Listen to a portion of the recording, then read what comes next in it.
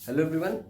आज हम लोग डिस्कस कर रहे हैं class 12th chemistry, that is the first chapter solution. So what is solutions? Solutions क्या होते हैं? A mixture, a homogeneous mixture of two components. अब वो टू कंपोनेंट्स कुछ भी हो सकते हैं। So let's first define what is solution is. Solution is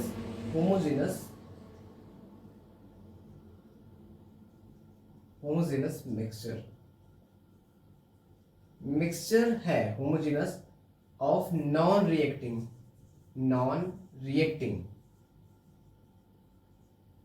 component. इस वर्ड से हमें पता चलता है कि हम जो दो कंपोनेंट्स का यूज करेंगे एक दूसरे में डिसॉल्व करने या पास पास रखने के लिए ताकि वो सॉल्यूशन का निर्माण करें, उनमें क्या कैरेक्टरिस्टिक होनी चाहिए? They should be non reactive. Suppose आपने BaSO4 में Na2SO4 डाल दिया तो they are going to react each other. Okay, so हम ऐसे सॉल्यूशंस में ऐसे कंपोनेंट्स नहीं लेते हैं। Second thing, all mixtures are not solution, but all solutions are mixtures। ये बहुत इंपॉर्टेंट लाइन है। मिक्सचर्स कैसे भी हो सकते हैं? Heterogeneous, homogeneous. जिनका कंपोजिशन थ्रू आउट सेम नहीं रहता है that is called the heterogeneous, and जिसका कंपोजिशन थ्रू आउट सेम रहता है they can be termed as the homogeneous solution.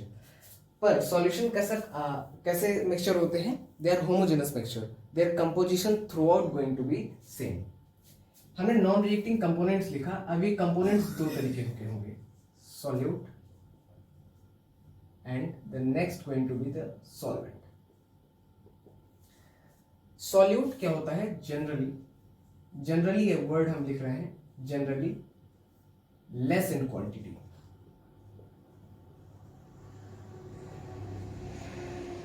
वही सॉल्वेंट की कैरेक्टरिस्टिक्स होती है generally much in quantity.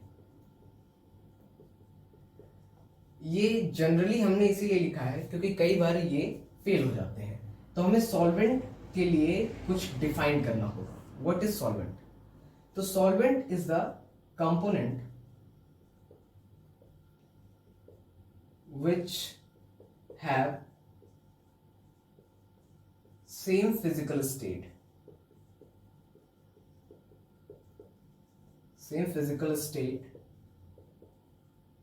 with solution। एक एग्जांपल हम लोग कंसीडर करेंगे। एग्जांपल लिया हमने अल्कोहल प्लस H2O। हमको यहां पर एक सॉल्यूशन मिलने की प्रोबेबिलिटी है।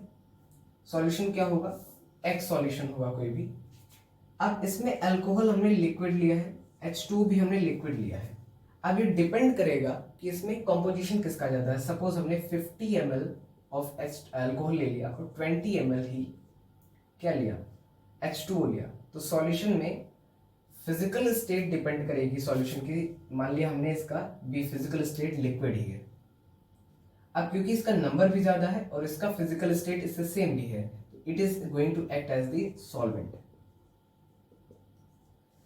वहीं इसका अगर हम रिवर्स कर दें, हम अल्कोहल की जगह कुछ और लेते हैं। Let's take sugar. When we add sugar, let's take 10 gram. When we add 10 gram sugar in H2O, the solution state is liquid. So जो स्टेट सॉल्यूशन की होगी उसके सॉल्वेंट की स्टेट वही होना पड़ेगा। दिस इज द डेफिनेशन हमने यहाँ पर डिफाइन किया है। तो यहाँ पर H2O going to act as the solvent and it is going to act as the solute. और सॉल्वेंट और सॉल्यूट मिलकर ही बनाते हैं component of solution.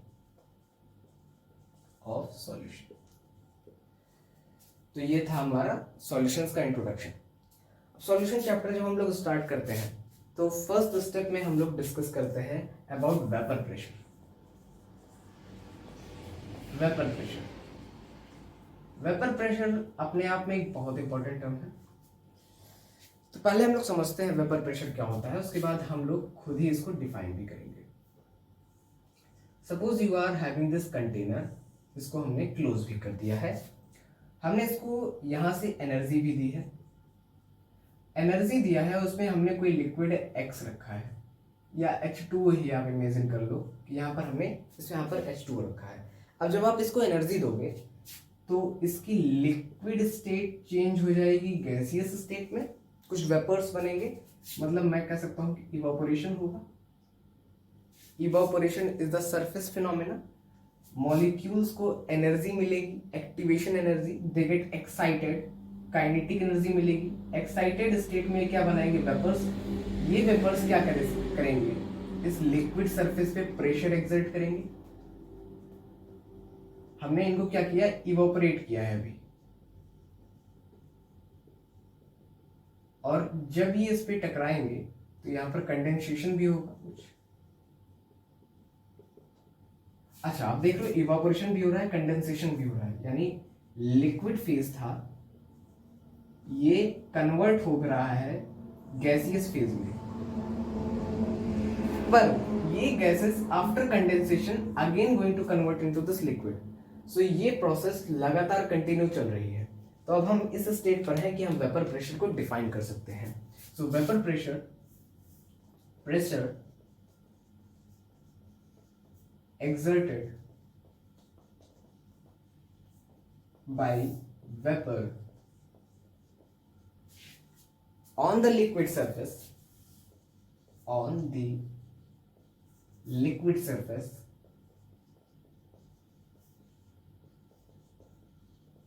in dynamic equilibrium.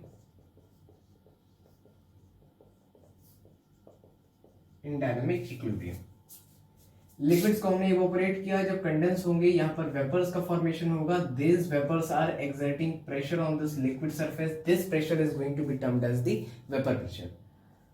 अब डायनेमिक इक्विलिब्रियम, इसको इक्विलिब्रियम चैप्टर से रिलेट करते हैं। What is equilibrium constant? KP.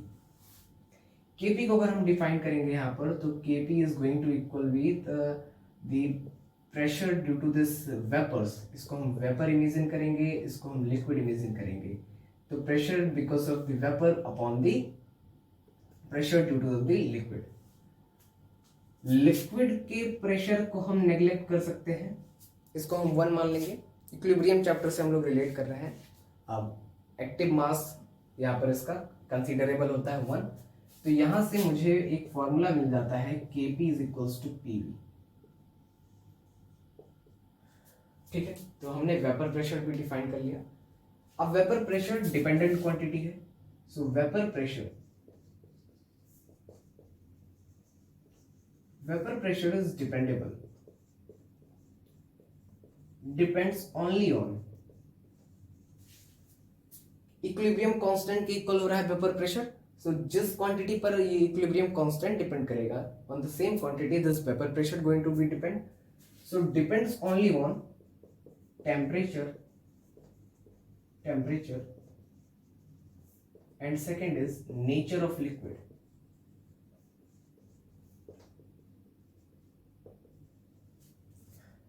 Okay, एक कंक्लूजन हम लोग और लिख सकते हैं। इफ इंटरमॉलिक्यूलर फोर्सेस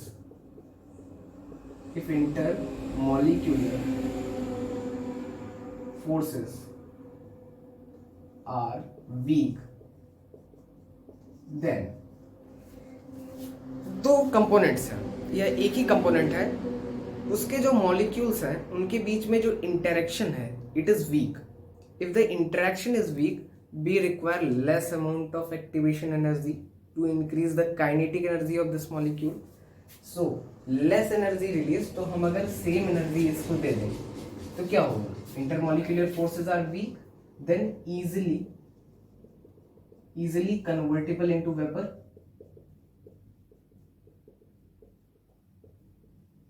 अब easily vapors बन रही हैं, much amount of the vapor, much amount of the vapor pressure, then vapor pressure increases। So this is about the vapor pressure। So in the next lecture we are going to carry forward this chapter।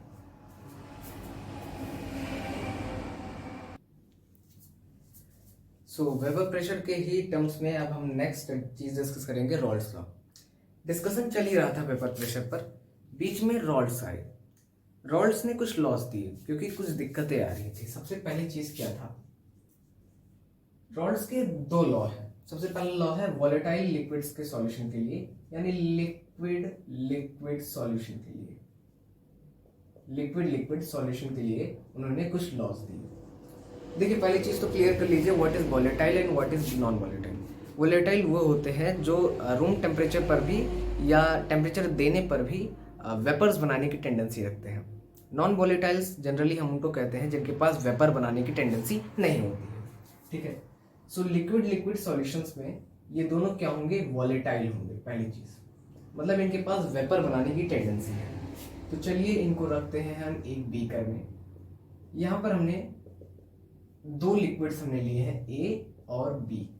Liquid A, liquid B. इसमें हमने अभी liquid A को रखा है। Next beaker हमने लिया same composition का, उसमें हमने लिक्विड बी रखा है प्योर स्टेट में। लेकिन सुनो, थर्ड बीकर में हमने क्या किया, ए भी ले लिया, बी भी ले लिया। So it is the homogeneous mixture. Homogeneous mixture में क्या होता है, composition same throughout. Pure A liquid, pure A, इसमें हमने क्या लिया है, प्योर बी। प्योर स्टेट में इसका जो वेपर प्रेशर होगा, वेपर प्रेशर किसके इक्वल्स होगा, हमने माना कि पी नॉट ए कुछ है। प्योर बी का वेपर प्रेशर हमने इमेजिन कर लिया कुछ पी नॉट बी है। वेपर प्रेशर तीन चीजों पर डिपेंड करता है, दो चीजों पर, केवल नेचर ऑफ लिक्विड पर और टेम्परेचर पर। तो हमने अब हमें कुछ डिफाइन करना है। हम तो इसका वेपर प्रेशर बता सकते हैं, इसकी इनहेरेंट क्वालिटी होगी, पर हमने टेम्परेचर सेम कर दिया है। अभी टेम्परेचर कांस्टेंट कर दिया है। कांस्टेंट टेम्परेचर पर इसका वेपर प्रेशर है पी नॉट ए, इसका वेपर प्रेशर है पी नॉट बी। इसका वेपर प्रेशर नहीं पता है, इसमें ए भी है बी भी है, तो इसका वेपर प्रेशर हमें पता करना है। सो इसका वेपर प्रेशर ए के कारण भी होगा, बी के कारण भी होगा।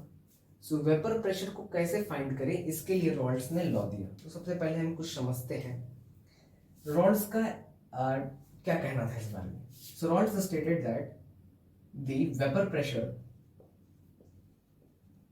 Pressure of homogeneous mixture of a pure components depends on the vapor pressure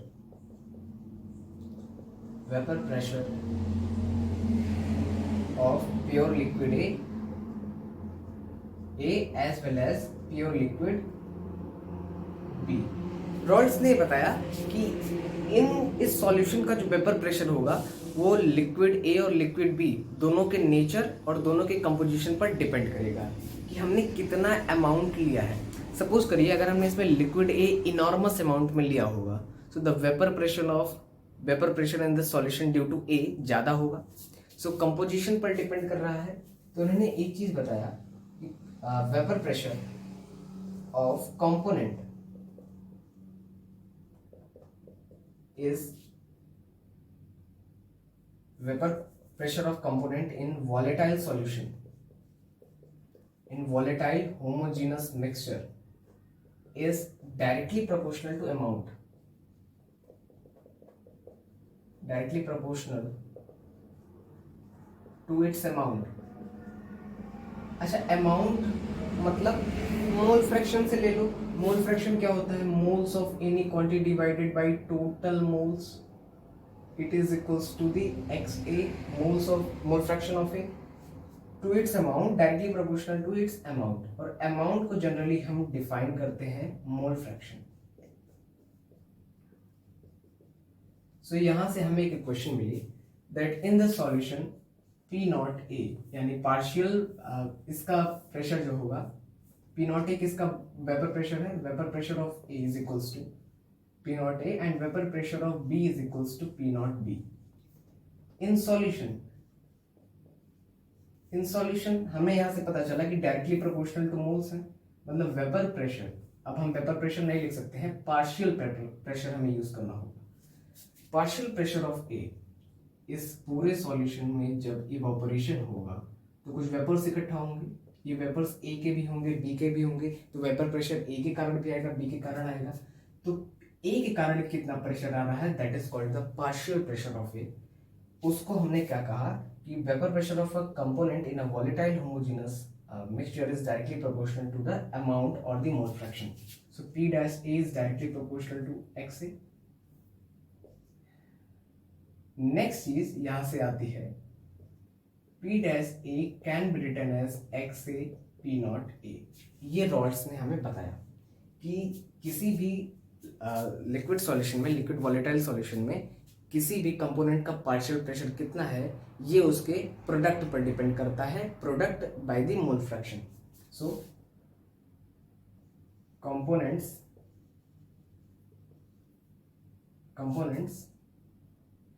partial pressure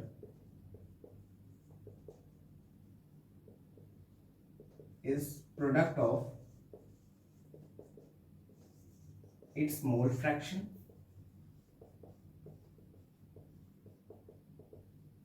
with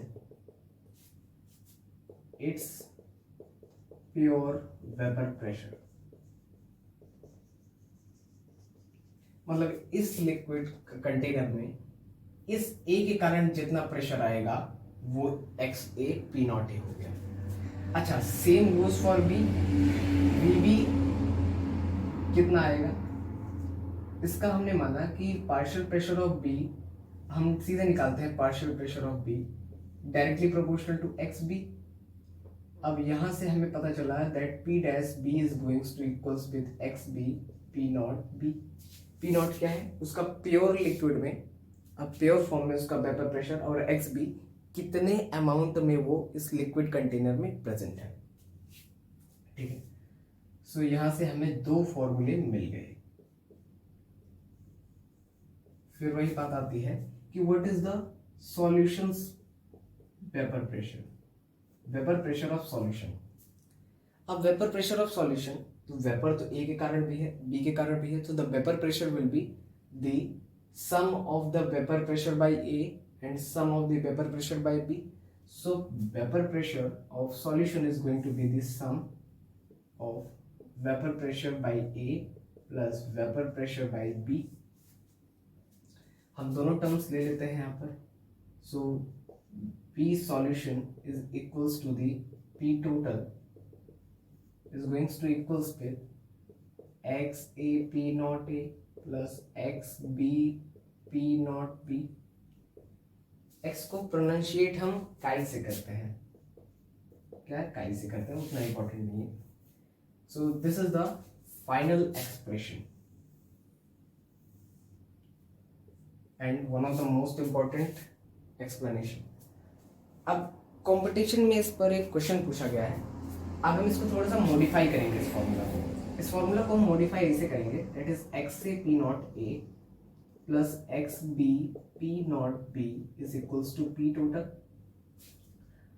देखिए X A plus X B is always equals to 1, ये एक रूल है, ये आप कह सकते हैं एक फाइंडिंग है। किसी भी सॉल्यूशन में उनके मोल फ्रैक्शंस का सम हमेशा 1 होगा या 1 से कम 1 ही होगा ऑलवेज। ठीक है, तो I can write X A plus X B is equals to 1, I can write xb is equals to 1 minus xa। Let's put this term here, that is xa p naught a plus xb p naught b is equals to pt p total। Let's put this here, xa p naught a plus xb is equals to 1 minus xa p naught b is equals to pt। इसको हम common लेके उधर भेज देंगे और इसको इधर कर देंगे। ठीक है, तो ये फॉर्मूला कुछ ऐसा बन जाएगा, that is P naught B plus X A, it is the P naught A minus P naught B, and this is again one of the very important formula. So ये रॉल्स लॉ के कुछ conclusions थे। आप इसको note कर सकते हैं। अब हम ग्राफ डिस्कस करेंगे। अब हम कोशिश करेंगे एक ग्राफ प्लॉट कर पाए वेपर प्रेशर और मोल फ्रैक्शन के बीच में। तो यहाँ पर हमने मोल फ्रैक्शंस ले लिए हैं और यहाँ पर हमने वेपर प्रेशर ले लिया है, ठीक है। अच्छा, एक इमेजिनेशन हम लोग कर लेते हैं। इमेजिनेशन क्या है, इसको इरेज कर लेते हैं एक बार।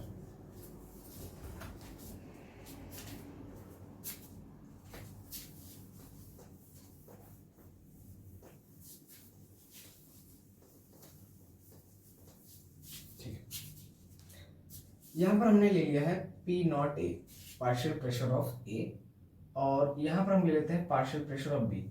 हम ऐसा इमेजिन कर रहे हैं कि हमारे पास दो जो प्योर लिक्विड्स थे उसमें लिक्विड ए यानी P नॉट ए का वेपर प्रेशर ज्यादा है in comparison with P not be, यानी प्योर लिक्विड ए का वेपर प्रेशर ज्यादा है, ठीक है।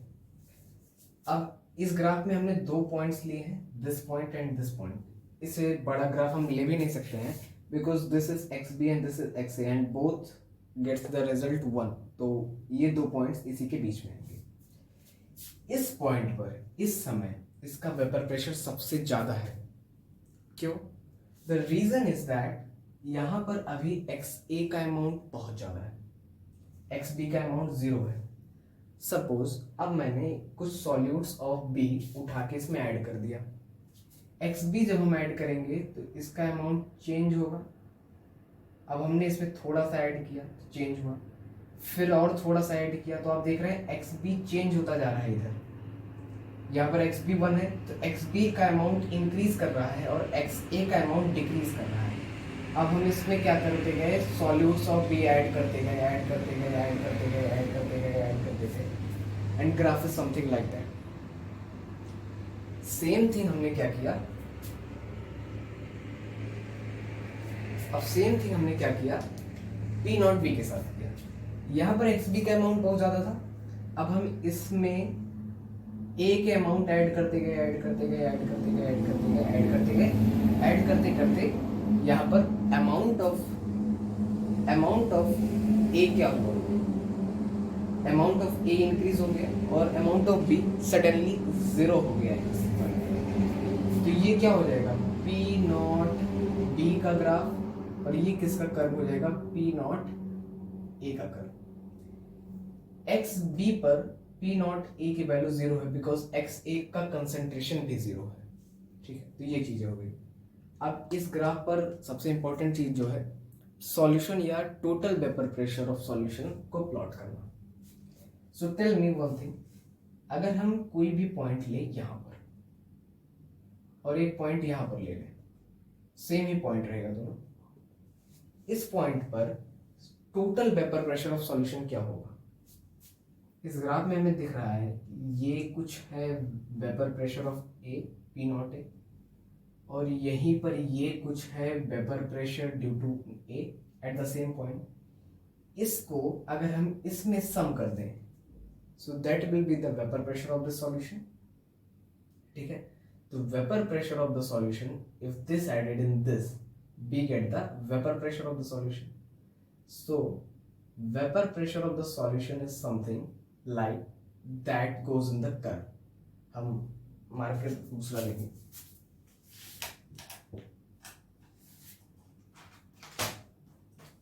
ठीक। अच्छा, सेम पॉइंट पर मैंने ऐड करना स्टार्ट कर दिया इस पॉइंट को और इस पॉइंट को। तो जब हम इस पॉइंट और इस पॉइंट को ऐड करेंगे तो there is a adjoining of this, और यही हमें देता है PS, that is P naught A plus P naught B।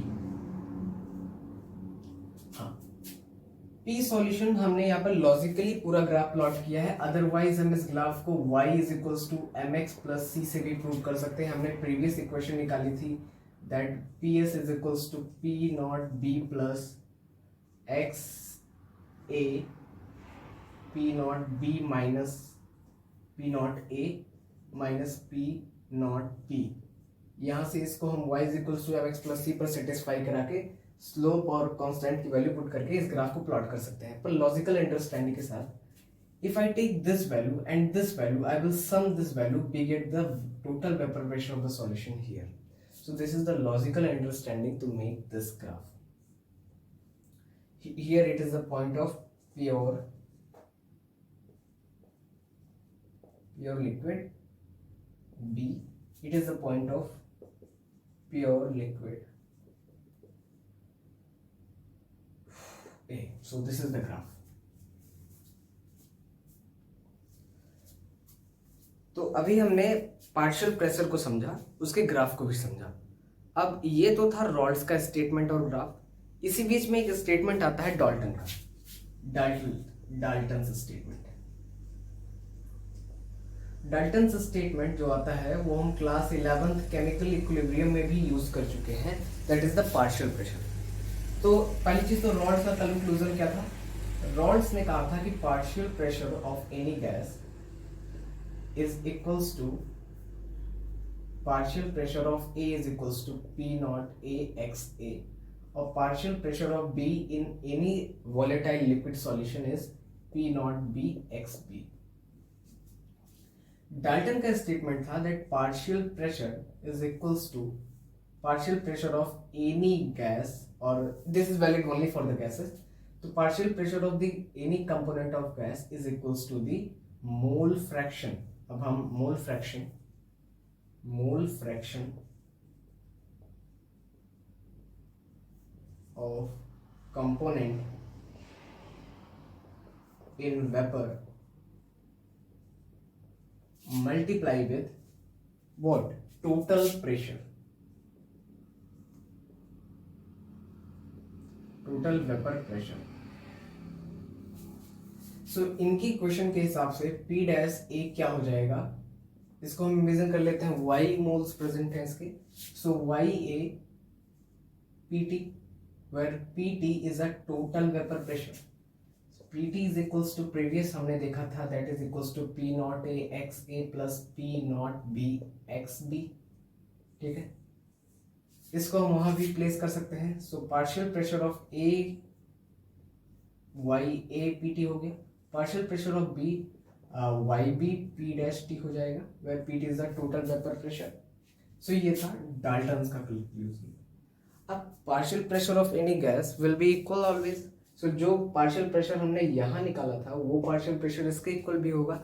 So partial pressure अगर हम इसको कंबाइन करें, so partial pressure is equals to P dash A is equals to क्या हो जाएगा? P naught A x A is equals to YA PT, and P dash B is equals to P naught B x B is equals to YB PT, and this is a very important conclusion for solving numericals. So ये था Dalton's का finding. अब हम लोग discuss करेंगे Rawls का second law. Second law है basically एक वॉलेटाइल सॉल्यूशन और एक नॉन वॉलेटाइल सॉल्यूट उसमें ऐड करेंगे तो सॉल्यूशन जनरली जो बनता है उसमें क्या होता है, सॉल्वेंट ही इनॉर्मस अमाउंट में होगा और वेपर प्रेशर भी केवल सॉल्वेंट के कारण ही होगा, क्योंकि इस चैप्टर में हम ऐसा मानेंगे that solvent is only the when non volatile solute is it, then solvent only vaporises and the vapour pressure is only due to the solvent. Okay, so हम डिस्कस करेंगे। सो जैसा हमने प्रीवियसली मेंशन किया है that in this chapter we are going to consider only solvent, in this case only the solvent, that is the liquid makes the vapour, the solid never makes the vapour in this chapter onwards. ठीक है, तो second case of Raoult's law हम लोग discuss कर रहे हैं। इन this case अब हमने क्या किया है, एक हमारे पास लिक्विड था A, उसमें हमने कुछ सॉलिड पार्टिकल्स ऐड कर दिए। सॉलिड पार्टिकल्स हमने क्या कर दिए, ऐड कर दिए। अब सॉलिड पार्टिकल्स ऐड कर दिए तो ऐसा कंसीडर करेंगे हम that there is no vapour formed by the solid particle. अच्छा, सॉलिड पार्टिकल अब ऐड हो गया है, अब हमारे लिक्विड में कुछ सॉलिड भी है, तो सरफेस पर इवापोरेशन होता है, वहां से वेपर प्रेशर आता है। तो अब solid surface is also surrounded by some solid molecules. अब वो खुद वेपर नहीं बनाते हैं बट उन्होंने कुछ सरफेस ऑक्यूपाई कर ली है, that is the related to reduction in the vapour pressure. जो अब हम लोग स्टडी करने वाले हैं, ठीक है। सो इन दिस केस अगर हम वेपर प्रेशर की बात करें तो वेपर प्रेशर क्या हो जाएगा, vapour pressure is equals to P naught A X A plus P naught B X B. Solid particle को हमने जनरली कंसीडर किया है बी से, लिक्विड को हमने कंसीडर किया है ए से। अब लिक्विड का तो partial pressure P naught A आ जाएगा, कुछ मोल्स में प्रेजेंट होगा तो इसका मोल फ्रैक्शन एक्स ए हो गया। मान लिया हमने एक्स बी में तो सॉलिड पार्टिकल प्रेजेंट है एक्स बी मोल में, बट इसका vapour pressure tends to zero, because vapour ही नहीं बना रहा है तो वेपर प्रेशर हम लोग कंसीडर नहीं करेंगे। So the vapour pressure consider to be zero. So vapour pressure of solution, या इसी को हम पीएस से डिनोट कर दें अगर, तो PS is equals to only P naught A X ए।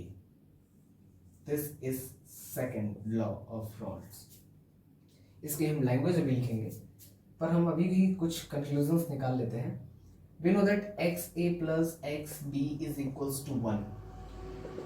सो अगर हम इसको रिप्लेस कर दें एक्स ए को 1 minus X A is equals to क्या हो जाएगा, एक्स ए को हम एक्स बी के टर्म्स में लिखें, X A plus X B is equals to 1। So X A is equals to 1 minus X B. So PS is equals to P naught A 1 minus XB. PS will be equals to P naught A minus P naught A XB. अब यहाँ से हम इसको ले सकते हैं that PS upon P naught A is equals to minus P naught A XB. इसको हम कंबाइन कर देते हैं तो फॉर्मूला क्या आ जाएगा, PS minus P naught A minus PS, इसको हम नीचे कर देंगे तो ये P naught A is equals to XB। ये हमारे पास एक और इम्पॉर्टेंट कंक्लूजन आ जाता है। इन दो कंक्लूजन से अब हम एक लैंग्वेज प्रिपेयर करेंगे। Let's prepare a language. Vapour pressure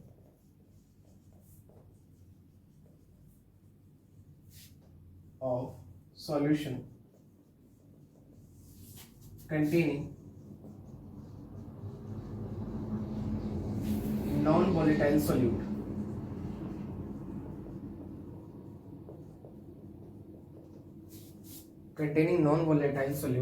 and volatile solvent is directly proportional to mole fraction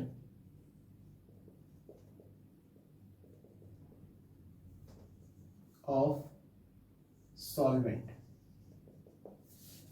अब ये हम कहाँ कह रहे हैं, देखिए vapour pressure is directly proportional to this mole fraction of solvent या लिक्विड ए, ठीक है। दूसरी चीज, अभी हम यहाँ जो हमने टर्म निकाली है इसको हम कहते हैं रिलेटिव लोअरिंग। आगे आप देखेंगे कि ये एक कॉलिगेटिव प्रॉपर्टी है, that is relative lowering in vapor pressure। इस XB अमाउंट, इस सॉलिड अमाउंट को ऐड करने के कारण इस सॉल्यूशन के वेपर प्रेशर में, इस लिक्विड A के वेपर प्रेशर में जो चेंजेस आए हैं उन्हीं को हम relative lowering in vapour pressure बोलते हैं। तो ये था रॉल्स का सेकंड लॉ और सेकंड कंक्लूजन, ठीक है। कुछ बातें और निकल कर आती हैं। It is a relative lowering, अगर इसी को हम P naught A minus PS कर दें, it is lowering in vapour pressure, lowering in vapour pressure. सो मतलब सॉलिड पार्टिकल अगर आप ऐड कर देते हो तो उनकी वेपर प्रेशर कम हो जाती है।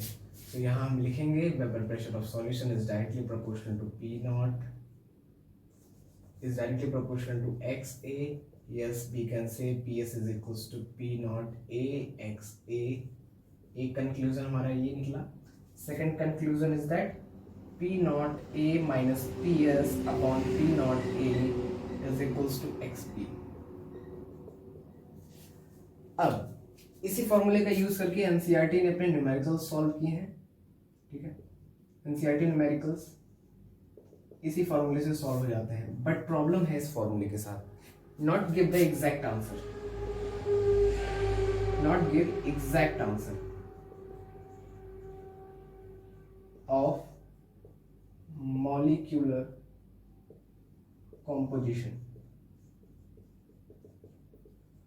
सो हम इसी फॉर्मूले में थोड़ा सा मॉडिफिकेशन करेंगे, दैट इज पी नॉट ए को हम रिवर्स कर देंगे। रिवर्स करते ही पी नॉट ए ऊपर जाएगा तो P naught A minus P S is equals to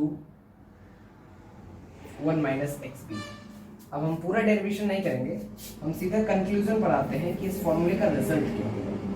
इस फॉर्मूले का रिजल्ट होगा that is X B can be written as is equals to N B by N A plus N B. When we term this voltage is equals to P naught A minus PS, and it is will be 1 minus, so PS is equals to NB by NA. This formula is best for the calculation